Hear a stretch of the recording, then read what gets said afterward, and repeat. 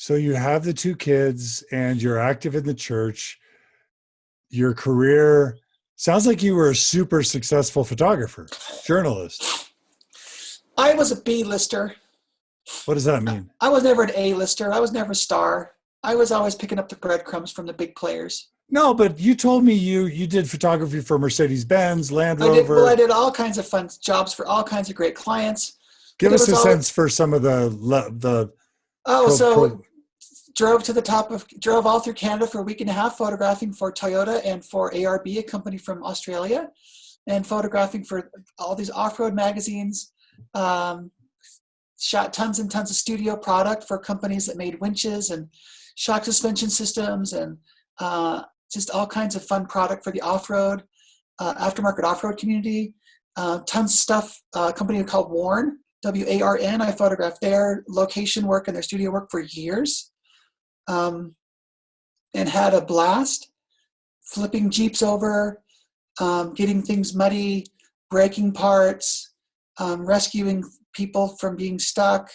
I flipped 2 Land Rovers over on it's 2 of my own personal vehicles on their sides, and having a blast doing it, and just met the most amazing people. And some of those people are friends now after I've gone through this transition, and just had a really rather remarkably fun and fortunate career. Didn't make a ton of money. I'd like to think that I made a lot of money, but I really didn't make a lot of money. I always relied on my wife's teaching to be the steady income stream and the steady source of benefits and insurance. But it's no small feat to be a professional photographer. And to be that's the damn truth. To be able to earn a living from your passion, your art, that's basically, true. Right? That's true. How many artists get to earn a living? Not many. And being an artist and being a commercial photographer are kind of 2 separate things. And it's kind of, I'll step into professional photographer / professor mode. Thank you. Yeah, they're 2 different things. So you didn't consider it art? No. Okay. No, because I'm working for someone else. This is not my heart and soul being projected onto the page. This is someone paying me to do a job. Yeah. Got it. My art came much later, actually. And it was hard to make that change. Is it okay to call them artistic skills, though? I think so, yeah. Okay, artistic skills, but not your art. Okay. No.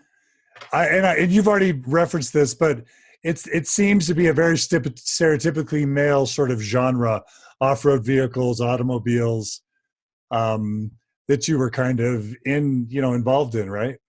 I would not have been able to inhabit that world as easily as I did if I had tried to do it as a woman. Yeah. Very stereotypical. Did that genre choose you, or did you choose that genre? Well, it's kind of both. When we moved to Portland, I had an old 1966 Land Rover and kind of got in with the Land Rover club up there. And we did tons and tons of off-roading in the Tillamook Mountains. And then I got a different Land Rover and met a group of guys that we modified them and changed things and fixed them and made them better. And I sold that one and got another one. And before long, I got 1,000 slides of us off-roading with all this equipment. And I'm like, I should be doing something with this. So I put together a body of work and presented it to this company. And they're like, oh, let's start using you. And so that's kind of how that started. Got it. Okay. If you're comfortable, talk about how your desire to express yourself, is it okay to say as a female or in feminine ways, if and how that started to manifest itself in your marriage over time? That would have been a strain, right? So I always had long hair, so that was never an issue. Always shaved my legs, never an issue. Oh, was never an issue. You always shave your legs as a man? Always did. Wow. Okay. And I pawned it off, or I passed it off as me being a biker. I was a mountain biker. Got it. Right? Okay. But then I got rid of my mountain bikes, but I still shaved my legs. Okay. So 2 ways immediately as a married Mormon father, you could still have long hair and you could shave your legs. Right. Okay. What other ways could I do that? Within the context of passing as straight, not much. But I started to develop a wardrobe. I started to actually develop a professional network as a woman. Started taking a few small jobs here and there. What do you mean by that? So that's, did it, even before that, did it start by you maybe in private dressing a certain way? Would that have started at some point in the marriage where you would have a space where you could have a certain set of clothes and dress a certain way, and that was your own little private world that you could express yourself in? Or did that come later? No, so this was the internet starting at this point. And so, you start to make a community and meet friends and people online and have those discussions. So that was probably the start of me developing and inhabiting a female space, was an online presence. That's the AOL stuff you were talking about? Yeah, exactly. And I think there's a correlation now with the gaming, that a lot of trans and gender nonconforming and gender non-binary people will construct an avatar or create a character that's female-based or female-identified or female-presenting as kind of an extension of who they are online. I hear that that's very, very common. Okay. But within my own space, creating a female identity on America Online, that was like big. That was major. Was that a group? So no, I had a male identity that people could email me and I could do professional correspondence with as a man. But then I also created a second screen name as a woman. And so that was the first iteration of me playing with what name do I choose? How do I choose a name? What does it mean to me? Does that name fit right? And also meeting other gender diverse people online. And so it was kind of my first foray into a larger community, one that I was really terrified of, one that I was really at arm's length with, and that I did not want to engage with at the fear of going to hell. Right. So it didn't occur to me how important the rise of the internet would be to your story. Tremendously important. Yep. Yeah. Yeah. Okay. So you were able to sort of begin expressing yourself with alternate identities online, get to know other people, start to develop a language and a vocabulary. Right. And start to understand who I was. Right. Start to admit who I was. Right. Or acknowledge who I was. To yourself. Exactly. Yeah. Okay. And so that would have grown over time. And then that manifestation grows into me, learning about learning about Nordstrom and finding about how to get a personal shopper, so that person I can confide in, and they would shop for me, and I would set a certain time to go and try on things and see if things would fit, and learning what size I was, learning what style I may want to occupy, just developing a very thin female identity for myself, expressing that, figuring it out. Yeah.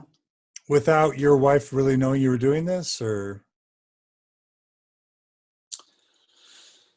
Well, it wasn't a big secret. I mean, I had a space in the house where I could have my things,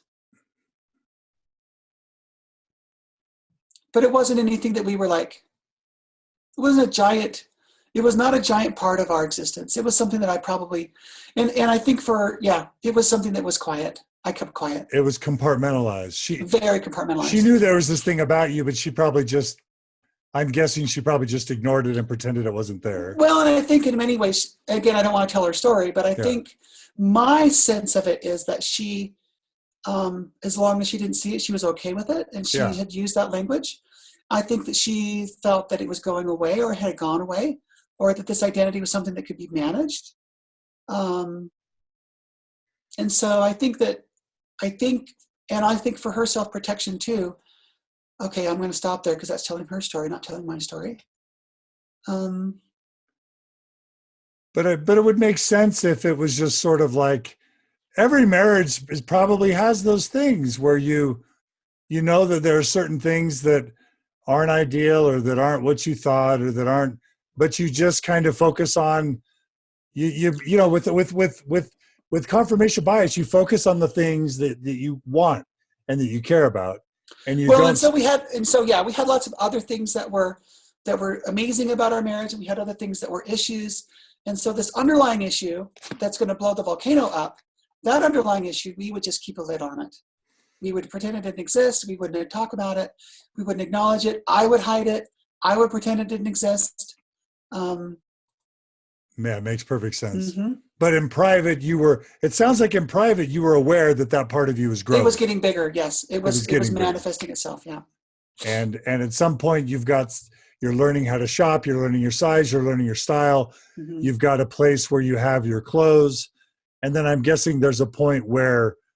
and I'm still presenting as a man. Presenting as a man, but maybe... in my day-to-day life.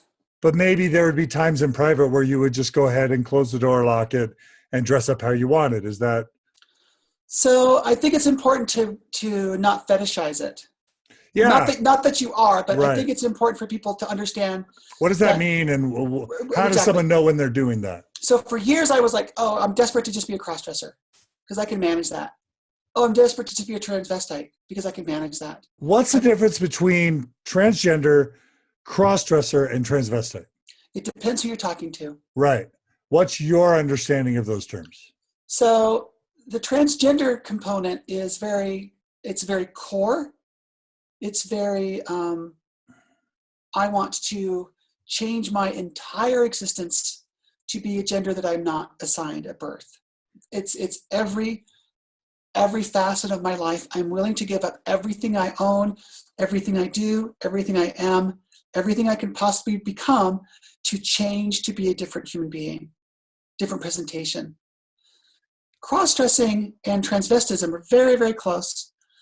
I would say that cross-dressing is the desire to just wear women's clothing, maybe in an attempt to identify more closely with women, maybe sometimes as an attempt to identify as a woman, but never wanting to give up your male identity. So in theory, there can be just a straight heterosexual male that inside identifies as a male, but that just has a desire to dress like women. Exactly. And I think the transvestism, and some people might differ with me in this, but I think that the transvestism, there's a sexual component. There is a fetish component. There is a sexual gratification component to the dressing up as a woman. Whereas as a transgender person, it's not about sex. It's not about sexual relief. It's not about sexual satisfaction. It's only about who I am. Because a trans female can be straight or lesbian, right? Mm-hmm. So it's separate from sexuality. So that's crucial to make clear that gender identity and sexual attraction are not the same thing. Right. And a lot of people get that mixed up. It's right. Really, so there's this chart you can look at online. It's called the gender unicorn. And the gender unicorn is something that I share quite a bit. And it has these different components of gender. And it explains it very, very, very well. But yes, gender expression and sexual attraction are two different things.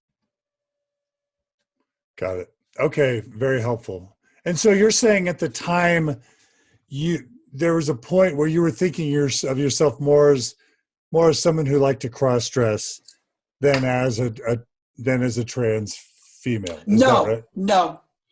I was desperate to not be a transgender person because I knew it would ruin everything. I knew I would lose everything. So I was desperate to only maybe think of myself as a crossdresser, to only maybe think of myself as a transvestite, because then I could manage it within the context of a heterosexual marriage. Okay, so there was a long period of time where you did not think of yourself as transgender. No, and in some ways I still don't. Even though here I am, I've made this gender journey. I've crossed the river from one to the other. So I am a transgender woman. I've made a change. And there's still part of you that still... Part of me still, I identify as a straight. I identify as a straight cisgender woman too. But I don't know how I can reconcile those two things in my head. It's such a... At the same time that I say that I don't know how I can reconcile them, it makes perfect sense. Sure. Okay. And so And so as this identity inside of you is growing, it grows to the point where you have female internet identities, female clothes at home, and you're thinking that cross-dressing is kind of more who you are. Tell us how it then grows. So no, I'll stop you there. I didn't think that cross-dressing was more who I was. I knew that I was going to make a change. Oh, okay. You knew that was going to happen at some point. Absolutely, I knew it was going to happen. But I was desperate for it not to, so I tried to think of myself. You were pushing that off. Mm-hmm. And trying to sort of meet the need through cross-dressing to avoid the ultimate transition. Mm-hmm. Exactly. Yeah, because it could ruin everything with the kids, with your wife. Right. Yeah. Okay. So talk about how it grew to the point where it started really reaching a breaking point. Well, so I was teaching. At this point, I'm teaching in the university setting. So you moved back to Utah, or you? So we've done Portland for 8 years. We've done Vegas for 2 years, and I'm struggling, with this internal thing, and moved back to Utah, and it's starting to get crazy and big and bigger than I can manage. And I come to this awakening that this is really truly who I am. This is really truly how I am at the core of my being. Inside me is completely. I'm female. I feel female. I want to express that female identity. I come to this realization that that's who I'm supposed to be. That's who I've always been. And so we're going to move on. And I started to move on in ways that I didn't disclose to my wife. I started teaching at, so this is actually an interesting component to my story in terms of the LDS Church and Mormonism. At this point, I'm teaching adjunct at UVU, Utah Valley University. In Orem. And I'm also teaching adjunct at BYU, Brigham Young University in Provo. Okay. So stuff's getting real. So Monday, Wednesday, I'm at BYU. Tuesday, Thursday, I'm at UVU, teaching essentially similar classes. On photography? Photography, yes. Okay. And I get a call from Snow College in Ephraim. And they say, Eastern Utah, right? So Ephraim, well, it's central Utah. Central. Vernal is Eastern Utah. Okay. Central. Yeah, Vernal is where my favorite person is from. From rural. Do we know? Okay, I'll stop there. Lisa Hacking, I love you. Yes, Lisa Hacking. I knew who you were talking about. Of course. No, Paul too, by the way. She burned some copies of Miracle of Forgiveness for me the other day and sent me pictures as a go get him, girl. Shout out to Lisa and Paul. Yes, absolutely. Lisa and Paul Hacking. And I have 1,000 people I should shout out to, but I just thought of Lisa being from Vernal. That's really funny. I mentioned Eastern Utah. It's my own fault. Yeah. Thanks, John. Okay. So Snow College in Central. Snow College in Central Utah in Ephraim. It's 2 hours from where I'm living at that point in Riverton. And so Snow calls me and I'm like, I would love to. And I'm like thinking to myself, so I accepted the teaching position at Snow, contingent upon a couple of things. Around what year? Are you comfortable saying what year this is? Oh, gosh. I'd have to look at my CV to know exactly what year, but probably 2010, 2011. 6 or 7 years ago. Oh, no. Not even that far ago. Probably more like 2013, if I really think about it. So about 4 years ago. Yeah. Not too far. Not too long ago. Not too long ago. Nope. So 4 years ago, you were still outwardly identifying as a male. At BYU and at UVU, yep. Okay, yeah. And then Snow calls, and I'm like, okay, I'll take this, let's do this, but I need to make sure I can arrange my schedules with BYU and UVU. So my supervisors at BYU and UVU, they're good friends, put their heads together, and they decided to stagger my schedule so I could do BYU and UVU Monday, Wednesday, BYU in the morning, UVU in the afternoon. And with the agreement or with the idea, they didn't have to agree to anything. It was just that they were helping facilitate me doing this thing at Snow College. It was kind of them to do this, quite frankly. They didn't need to, but they did it. They got me on a Monday, Wednesday so that I could drive to Ephraim Tuesday, Thursday. So when all those logistics kind of fell into place, I called Snow back and I said, all right, I will do this, but I want to let you know some things about me. And I said, I would like to teach at Snow College as Kimberly. And she said, okay. Dear friend from Snow. She talked to her supervisors and it kind of went up the chain. And it came back down. They said, we'd love to have you. And I'm like, yes. And at the same time, I'm like, oh shit. You had not talked to your former wife about this. No, I was doing all of this without her knowledge. She was living the Mormon dream, just thinking this little thing would maybe never resurface. And I'm thinking, all right, we're moving forward. Okay. And that's just hard on a marriage. Anytime there's this wedge of like two lives, whether it's anything, that just makes it very, very hard in a marriage, right? Well, How do you be intimate with someone? You're supposed to be, emotional intimacy means you feel safe. You can talk about anything. You tell them everything. And when you're keeping things from the person you're supposed to love most, that just can't be good for marriage. But we'll jump back to that. So Snow College says yes. And so I have to put my money where my mouth is. And went down there and did it. So so on which days of the week? So Wednesday, or Tuesday, Thursday, I'd be at Snow. Would you dress before you left the home, or would you? So I would, because at that point, both of my kids are in high school, and my wife is teaching, so she's out of the door, and the class in Ephraim didn't start till 11. So I had time to actually change and get ready at home, in my home, drive to Ephraim, teach, and then drive home. And then on the way home, I would find a place to change. Either in the car, in a rest area. If it was cold, I'd leave the car running. And this sounds kind of weird and perverse to the people that may not be familiar with how this kind of might play out in someone's life in a real life example.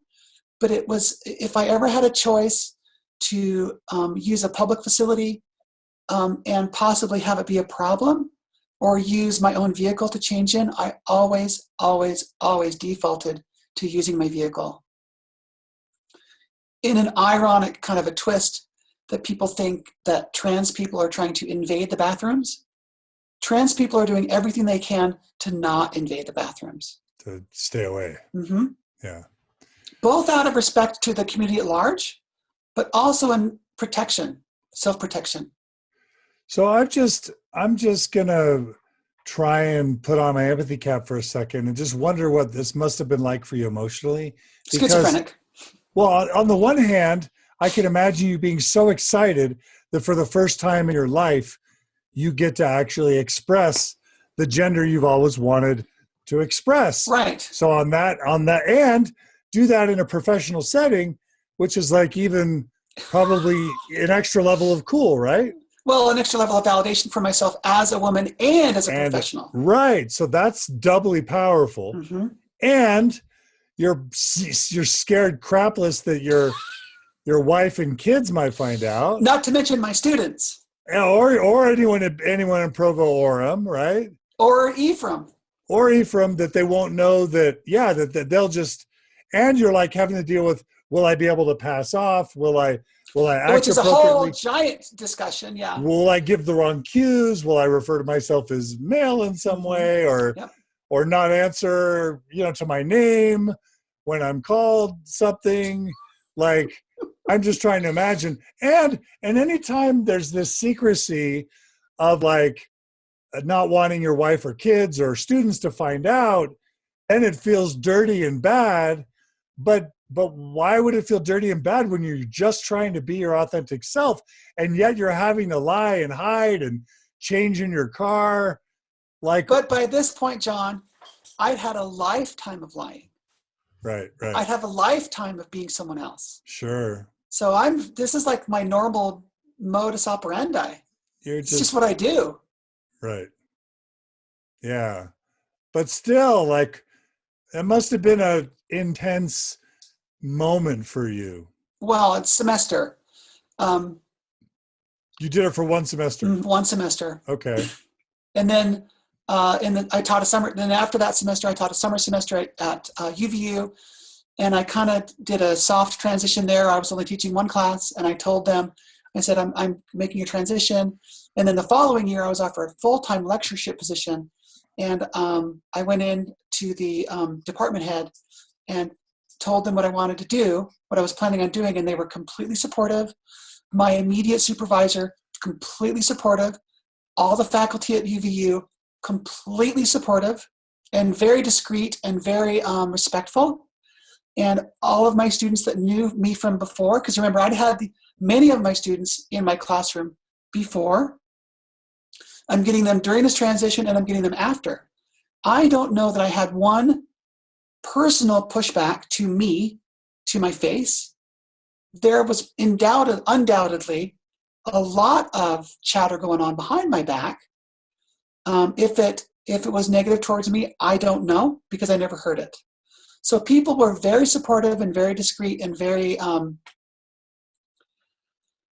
they just allowed this to happen in a bubble of safety. And so I will forever be indebted to Snow, to those fabulous people there. I will forever be indebted to the wonderful faculty at UVU. And those students that had me in that year or two period, they are some of my most favorite people and teaching experiences I've ever had in my life. It was, I can't hear you. Oh no, I muted for a second. So I missed, I think I want to make sure and I understand. There was a time at UVU where you transitioned Yes. from male to female while you were teaching. Yes. And you're saying the students and the faculty and the staff were lovely to you during that transition. 100%. That's so amazing. And these were a lot of Mormons, I'm guessing. Lots and lots of Mormons. Yep. And this is before Caitlyn Jenner, right? Mm-hmm. So this is before this issue really rose to probably the public consciousness to the level that it has. I think one of the reasons that I was able to do that in such a loving environment with such little pushback is because I had always tried to operate with the highest degree of professionalism teaching. You know, I had slip-ups and I did stupid things, but for the most part, I tried to connect with my students in a very genuine way. I tried to do the best I could in all of my teaching capacities. I went above and beyond in any chance to help and, set up dark rooms or repair equipment or to procure equipment or to, mentor students away from the classroom. Or I was constantly doing more and more and more and more. Not because I knew I would need to prove myself, but because I really genuinely thrived on that role as being the kind of professor that knew they could make a difference and it really helped some people kind of carve out their space in life. Yeah. And so I think from the faculty, they saw that in me. The offices where we had, our offices were we had little cubicles, but the roof was open, the ceiling was open. And so whenever I would be counseling a student or talking to them about classes or personal problems, or they needed just a break or place to hang out, I always had M&Ms. I always had chocolate. I always had a listening ear. I always gave the best advice I could. And so I think the faculty that were in that office area, they saw this and they knew this about me, and they knew that it was genuine. They knew that this was not an act. And I think as an artist community, we can really empathize and inhabit other people's space. It's just part of what we do as artists. We can see this larger picture of the human experience. And they were granting me that space or that opportunity to make that transition. Wow. I mean, in some ways, it almost sounds like an idyllic transition as far as the transition goes. Professionally, it was completely idyllic. Absolutely. That's great. And then balance that with me having to hide and lie and, change and be not this different person at home and keep that part of my life away. And again, I know you don't want to tell your former wife's story, but did you consider just sitting down and saying, listen, I need to do this. This is what I'm going to do. What kept you from feeling comfortable doing that? At the end of our marriage. You figured it would wreck your marriage. I knew it would.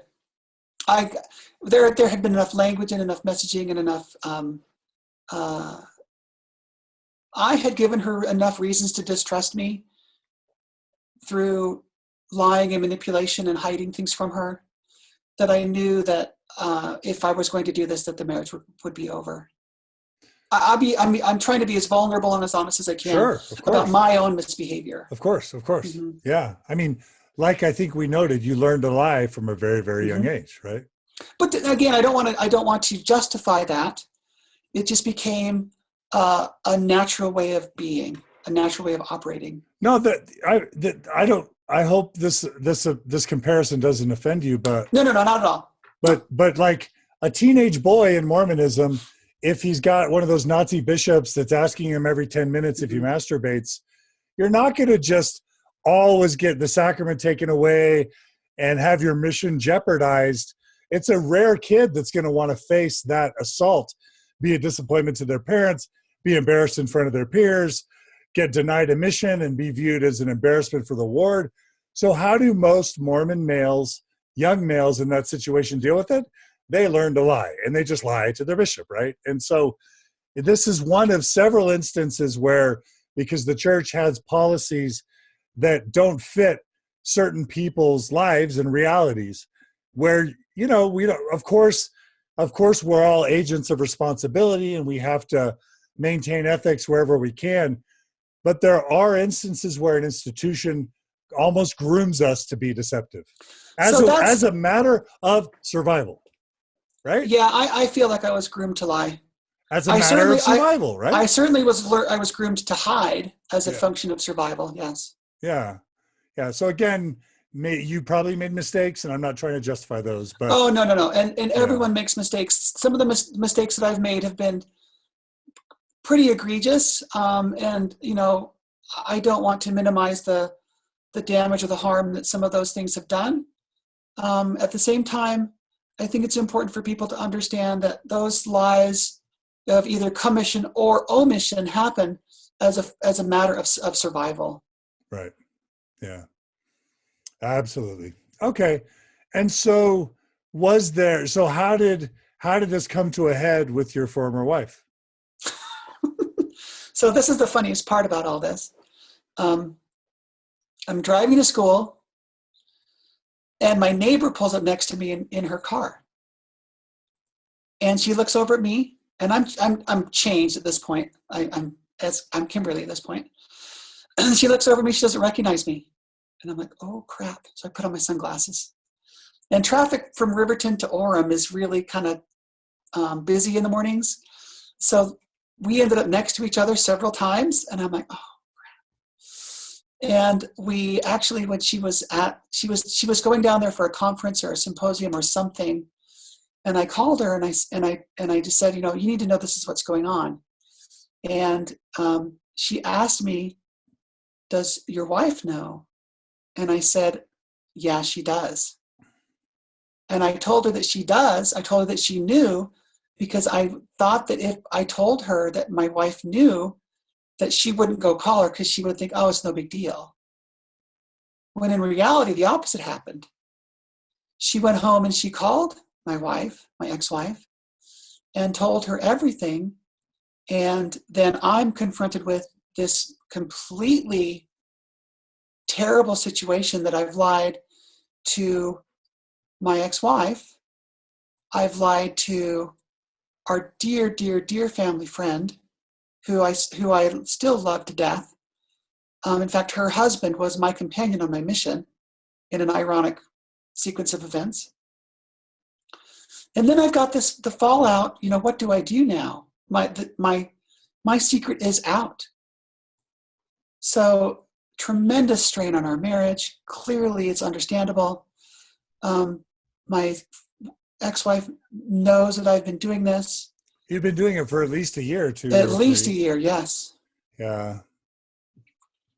And sometimes in secret and sometimes in not so secret. I think looking back, I left a lot of clues that I tried to let her know this was going to happen. But for someone who's adept at ignoring things, she would not see them. And for someone who's adept at lying, she probably would see them and blow them off and not want to accept them. Right. So again, not trying to tell her story or put words into her mouth. I'm taking a lot of responsibility for the way that I did things wrong.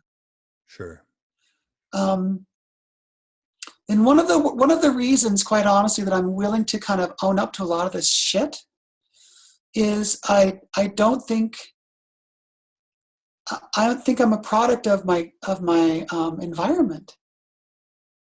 If we're going to say that it's okay for Brigham Young to be a racist, if we're going to say it's okay for Joseph Smith to be a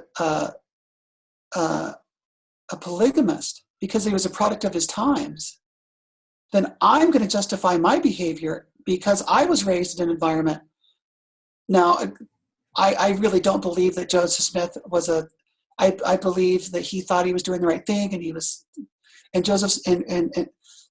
so maybe I'm drawing the wrong analogy to throw church history into this. Maybe that's, can we but edit that part out? You're just saying that we're all products of our culture, you are included. Well, I think that we are. I think ultimately Brigham Young was a racist and Joseph Smith was a lying son of a bitch.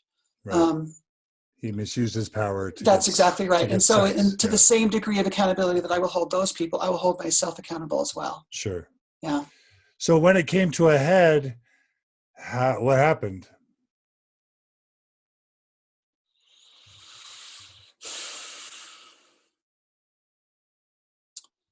Boy, I don't know if I can really answer that question.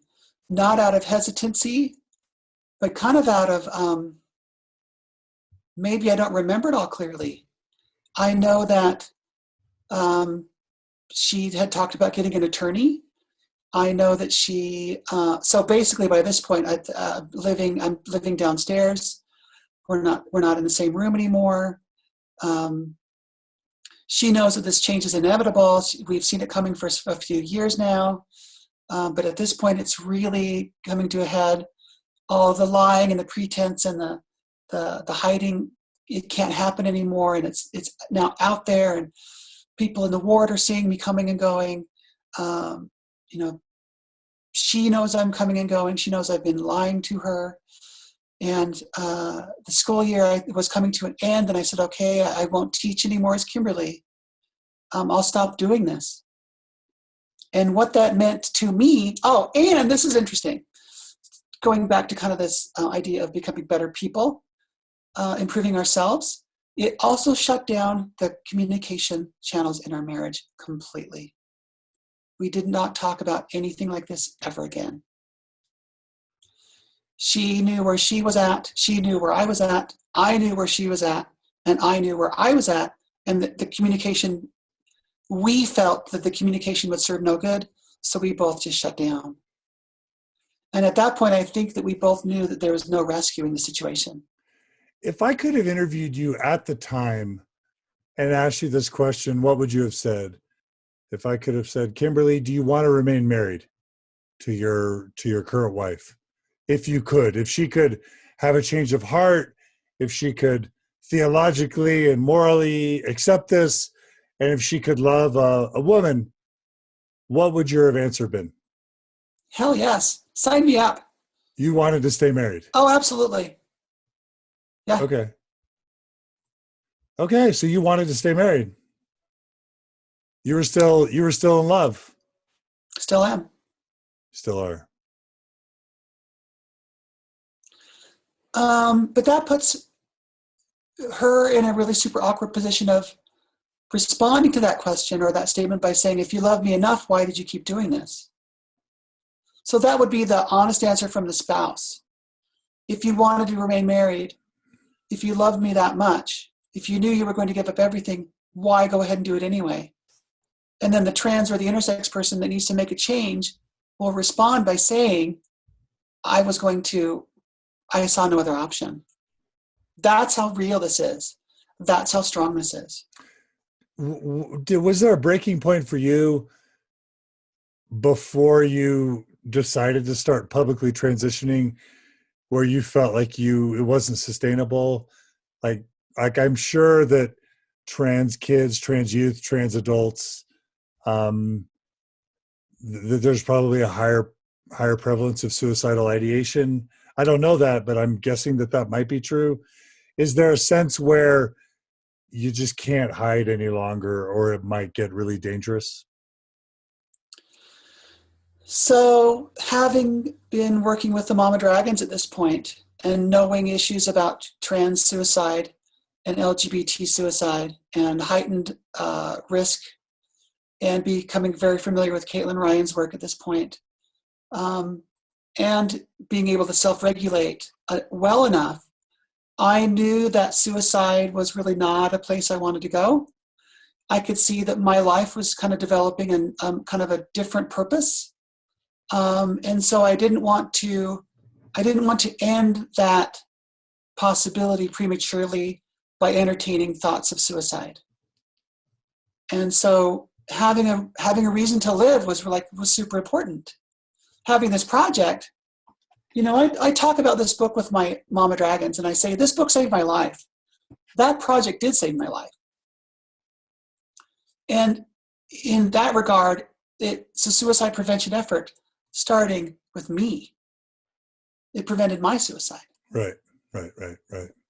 So that's why I'm such a strong advocate of sharing the mom stories, because when we find acceptance from the moms, it all trickles down. And that's proven, scientifically with Dr. Ryan's work. It's proven anecdotally with thousands and thousands of women that I've never met, and with a lovely group of women who I have met. So that's a super long answer to your question that I can't remember. Was there a break? Oh, living publicly and having it be an issue. Ask me that question again, and I'll see what I didn't answer. No, I was just wondering whether you reached a breaking point where you couldn't remain publicly male. If you just so what it boiled down to was I had such an outside of the home female presence that I literally had transitioned in 60 to 70% of my life outside of the home, mm-hmm. and the only place that I had not transitioned was in the home and at church.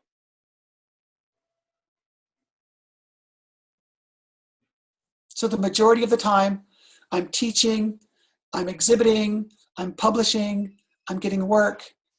All that activity outside the house is as Kimberly, and then church on Sunday and life inside the home, very, very gender neutral or male. Right. Yeah. So it was sort of you were just slowly building in your life. Yeah, there was kind of a point of no return. Yeah. And lots and lots of people that have made this transition, that's kind of the metamorphosis that happens, is you develop this other side of you, and it develops to this point where you kind of are out of control, and it has its own energy and it has its own thing that you're just kind of along for the ride now. Not to disembody yourself from your own life, but at the same time acknowledging that, life takes a hold of you and you've put all this energy into this other persona. And so life's going to grab onto that and take it along with life or with it. And are you going to come or are you not going to come? Sure. Yeah. And you decided to go with it. Well, I had to. Yeah. I had no choice. Had to. Yeah. So I guess it was just a matter of time before the marriage ended then. Well, I kind of had known for 20 years that this at some point would come to an end, and she knew that as well. We didn't know exactly the method. We didn't know, specifically, who would be telling us this, or in what capacity that knowledge would come to us. We didn't know the extent of the harm that it would do to different people. We didn't know that we would. There were so many unknowns, but we just kind of always knew that this was in the background as a maybe, possibly, kind of should have, maybe. And then, this fateful day comes where this decision is put in front of you and you say yes or no. Right. And even though she probably said no for a lot longer than I said yes, and she probably still would say no, ultimately you have to decide who you're living your life for. Right. And, what's your hierarchy of need? Are other people's needs higher than your own? Is your instinct for self-preservation greater than the instinct to serve and to subvert yourself? Right. And you chose you. I did. Yeah. But people shouldn't have to choose between their gender identity and their love, right? And their family and their faith, right? Ideally. I would agree with that. Yeah. Yeah. I would have rather chosen not to have had to make those choices. Yeah. But the role that was assigned to me at birth, the role that was assigned to me in the church, the role that was expected of me growing up, the roles that I ultimately realized it was shown very graphically that I could not continue my alternate role that I needed to pursue. That choice was made so cut and dry that I had no choice. Yeah. Me personally had no choice. Now, that is not the same for other intersex or transgender people who have decided to make a choice. Right. Sure. Yeah. And so at some point, I imagine you have to break the news to the kids, right? So, yeah, my son at this point is on his mission, and I think he'd seen some signs while I was teaching at UVU. He was attending UVU the year I was teaching, and he has told me, again, I don't want to tell his story because it's just a tell. He kind of thought some things were up. I think my daughter was blindsided. So they had no clue, no idea. I think, we tried to have a really open and honest household, but there were some things that we chose not to talk about. And so I think that even if things subtly had happened in the background, the ultimate epiphany or the ultimate knowledge that, yeah, your dad's not going to be your male presenting dad anymore, that I think was a huge shock. I don't know if I can say that it came out of the blue, but I can say that clearly it was a shock. Sure. Because that news was kind of wrapped up in this other news of, by the way, your parents are also going to get a divorce. Yeah. So it's like, oh, and it's like heavy stuff. Mm-hmm. Way heavy stuff. And quite frankly, I think I put off coming to any conclusions about myself until the kids were out of high school or nearly graduating, out of an effort to kind of get them in a place emotionally where they would be able to understand what was going on, mentally, physically with me, emotionally with their parents. Not to say that I'm a martyr, not to say that I'm an example of how parents should do this. I'm just saying that as our marriage organically developed and as things came to light and as choices were made and as betrayals were committed, things ultimately ended up happening the way that they happened. Could it have happened better? Who's to say? It happened the way that it happened. Yeah. Yeah, I'll own it for what it is and for what it was.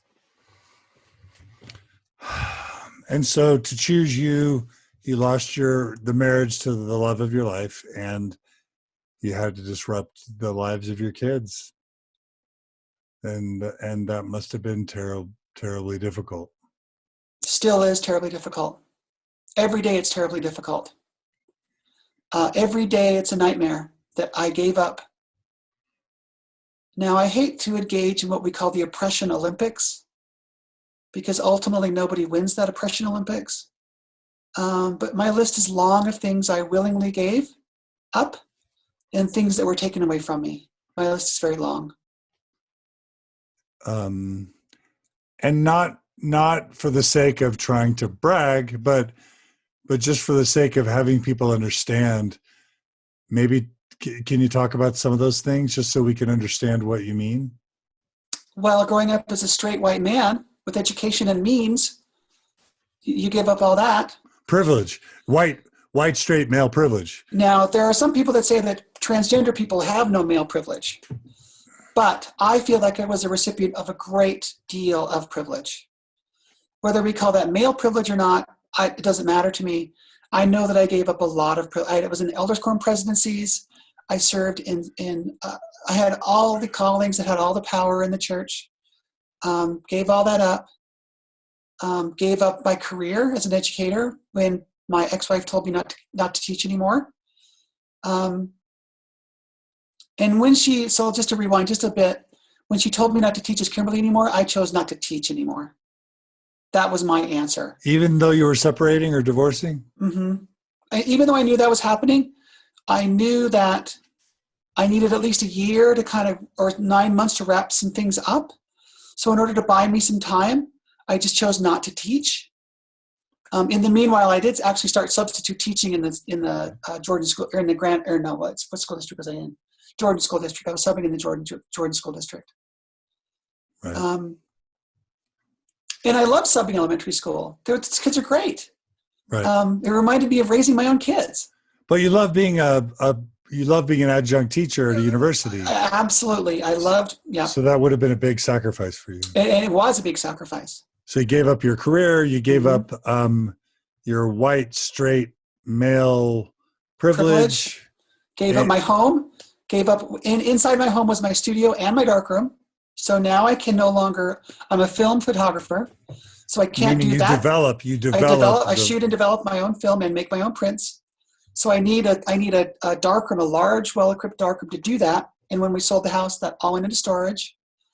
So I could no longer pursue the kind of fine art photography I was doing. Gave up my marriage, gave up the close familial relationships with my children.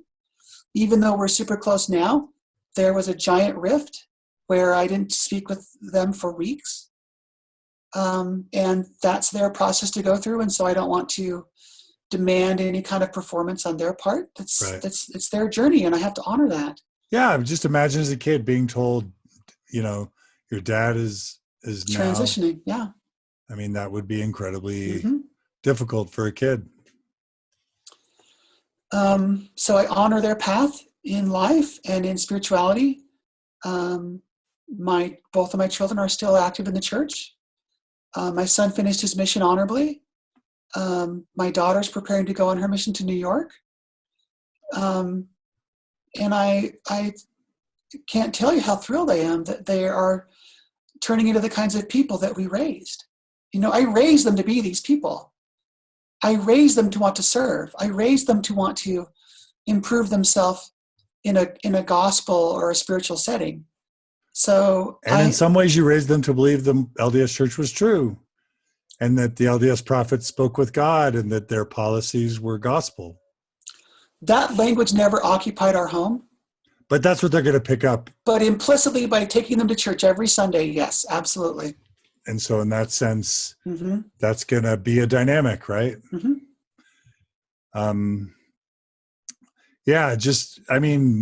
Financially, career, marriage, relationship with kids. And then what about, what are you comfortable sharing about your relationship with your parents and siblings? So my siblings, I haven't spoken with any of my siblings in almost 2 years. I spent a couple of hours with my parents at Christmas. And that was the first time I'd spent any time with them in 2 years. They have made it very clear to me that they want little or nothing to do with this new version of me. And so, again, out of self-preservation, what I've been forced to do, I've been forced to adopt this idea that my bar of expectation with my family is set at 0. So you kind of lost your parents and siblings, in a way. True. But in a way, I never felt like I had them because, again, adoption issues. Right. But still, I'm sure there's a lot of adopted kids that still say, I love my mom and dad. Absolutely. Now, again, I'm not speaking for all adopted kids. I'm just speaking for me and my situation. No, I know. I mean, maybe that made it easier for you in some ways, but still, I mean, in some ways, you've lost almost everything that mattered to you. Am I over dramatizing it, or is that how you feel? I don't know if I want to use that language because I'll cry. But that's basically what's happened. Yeah. And so when someone... And I can't use that language because I still have my relationship with my children, which is the most important thing in my life. Your relationship with your children. Absolutely. That's why I said almost. But I mean, it's... Yeah. If there were a pie chart, I mean, maybe the kids is the most important That's part. the big one. It's the biggest part. Yep. So it's the biggest slice of the pie, but lots of pie's gone. Mm-hmm. Yeah. Oh my gosh. And so when somebody like an irresponsible Pat Robertson or somebody is like, oh, these people just choose it. These people are just strange or something happened. I mean, what would your reaction be to someone who said, this is just choices you're making. This isn't who you are. This is just bad choices you're making. So let's remind ourselves that it's not Pat Robertson saying those things. It's our own Mormon church leaders that are saying those we things. don't have to go to the 700 Club, right? No, we can go to Salt Lake.